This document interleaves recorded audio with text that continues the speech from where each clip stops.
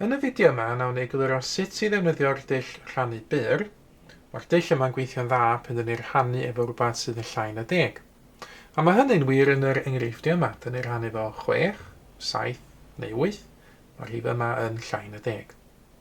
Nawr i wneud 812 rhannu efo 6 efo'r dull rhannu byr, peth cyntaf dyn ni eisiau di ffram rannu. Un o hein di ffram rannu. Nawr i fewn yn y ffram rannu, dyn ni'n sgwennu y rhif dyn ni eisiau rannu. Yn hyn, 812. Tu allan y ffram rannu ar y chwith, dyn ni'n sgwennu'r rhif dyn ni'n rannu efo. Yn fan hyn, 6. Nawr, i gychwyn, dyn ni'n gofyn, sawl gwaith mae'r 6 yn fan hyn yn ffitio i'r digid cyntaf, sef 8. Nawr, mae 6 yn llai na 8, felly mae yn ffitio fewn, a mae'n ffitio fewn unwaith. Nawr, mae yna weddill yn fan hyn oherwydd i fynd o 6 i 8, mae rhaid i adio 2. Felly, dyn ni'n dweud fod 6 yn ffitio fewn i 8 unwaith, a mae yna 2 dros ben, 2 yn weddill. Dyn ni'n sgwennu'r gweddill yma yn fach cyn y digid nesaf. Yr ail gwestiwn ydy, sawl gwaith mae 6 yn ffitio fewn i 21. Nawr, ydych chi'n neud hyn yn y pen, neu efallai sa sgwennu tabl 6 allan ar y ochr yn gallu bod yn help.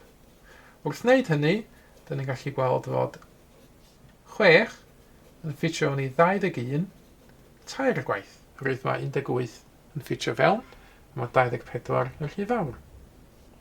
Felly, sawl gwaith mae 6 ffitio fewn i 21, mae ffitio fewn tair y gwaith. Faint sydd y weddill? Wel, i fynd o 18 i 21, mae rhaid i adio 3, felly 3 ydy'r gweddill. Y cwestiwn nesaf ydy, sawl gwaith mae 6 yn ffitio fewn i 32? Wel, y fan hyn, fydde gario ymlaen tabl 6, so 5-6 yn ffitio fewn, 30, ond os a 6-6 yn rhy fawr i ffitio fewn. Felly, mae 6 yn ffitio fewn i 32, 5 o weithiau. Faint sydd y weddill? Wel, i fynd o 30 i 32, mae rhaid i adio 2. Os dwi'n hapus sgwennu ateb efo gweddill, os dwi ddim eisiau'r ateb fel legolyn, fydde sgwennu y gweddill yn fan hyn. Felly, 812 rhan efo 6 ydy 135 efo 2 dros ben, gweddill 2. Enghraifft arall, beth am geisio wneud 526 rhan efo 7. Cwestiwn cyntaf fan hyn ydy, sawl gwaith mae 7 yn ffitio fewn i 5? Wel, dydy o ddim, mae 7 yn fwy na 5. Felly, sawl gwaith mae 7 yn ffitio fewn i 5? Dim gwaith, a mae gen i fi y 5 mae weddill. Dwi ddim wedi gallu rhannu'r 5 eto, so dwi'n gario ymlaen, sgwennu yma fach cyn y digid 2. Yr ail gwestiwn ydy, sawl gwaith mae 7 yn ffitio fewn i 52? Nawr efallai, sa chi'n gallu neud hyn yn y pen, neu, os a sgwennu tabl 7 allan, yn gallu bod o gymorth. Nawr, cofiwch dwi'n chwilio faint o weithiau mae 7 yn ffitio fewn i 52. So dwi'n mynd i cyrraedd yn agos at 52 eto.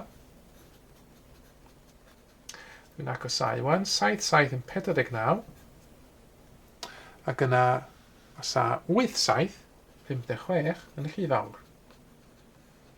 Felly, mae 7 yn ffitio fewn i 52, 1, 2, 3, 4, 5, 6, 7 o weithiau. Ac i fynd o 49 i 52, mae rhaid adio 3, felly y gweddill ydy 3. Yna, sawl gwaith mae 7 yn ffitio fewn i 36? Wel, mae ffitio fewn 1, 2 gwaith, 3 gwaith, 4 gwaith, 5 o weithiau. 5, 7 yn 35, a dyna 1 yn fyr o 36. Felly mae 7 yn ffitio fewn i 36, 5 gwaith, a mae gen i fi 1 dros ben, gweddill 1. Yr enghraifft olaf yn fan hyn, na ni drio wneud 3,608 rhannu hefo 8. Sawl gwaith mae 8 yn ffitio fewn i 3? Wel, rhy fawr, mae 8 yn fwy na 3. Felly mae'n ffitio fewn dim o weithiau, a mae dwi'n heb rannu'r 3 eto, felly 3 ydy'r gweddill. Nesaf, sawl gwaith mae 8 yn ffitio fewn i 36? Neud yn y pen efallai, neu sgwennu lawr tabl 8 i helpu. 16 dal yn ffitio fewn, 24 dal yn ffitio fewn. Yr un nesaf, 32 hefyd yn ffitio fewn, ond dwi'n agosau, byddai 5, 8, 40 rhy fawr. Felly, mae 8 yn ffitio fewn i 36, 4 gwaith. I fynd o 32 i 36, mae rhaid adio 4, dyna di'r gweddill. Nesaf, Sawl gwaith mae 8 yn ffitio mewn i 40? Da ni'n gweld fod yn ffitio mewn 5 weithiau. A mae'n ffitio mewn 5 weithiau'n union. Does ddim gweddill yn fan hyn, felly sgwnnw fi ddim byd i sgwennu lawr cyn y digid nesaf. A cwestiwn olaf ydy, sawl gwaith mae 8 yn ffitio mewn i 8? Wel, mae hwnna hefyd yn ffitio mewn yn berffaith, unwaith.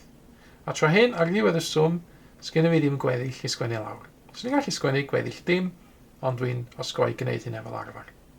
Felly, 3,608 rhannu 8 ydy 451. Cyfle nawr i chi geisio rei hein eich hun. Ystynwch ddarn o bapur allan. Yna 5 cwestiwn ar y sgrin yn nawr i'w ceisio. Ar ôl chi gael cyfle i feddwl am atebion eich hun, ywch chi gymharu hynna wedyn efo'r atebion cywir sydd yn nawr yn cael ei dangos ar y sgrin. Mae mwy o fideos adolygu ar gael ar ein sianel YouTube Adolygu Mathemateg. Am y newyddion diweddaraf neu holi cwestiwn, dilynwch ein cyfrif trydar @Mathemateg. Neu ewch i'n gwefan www.mathemateg.com am fwy o adnoddau adolygu.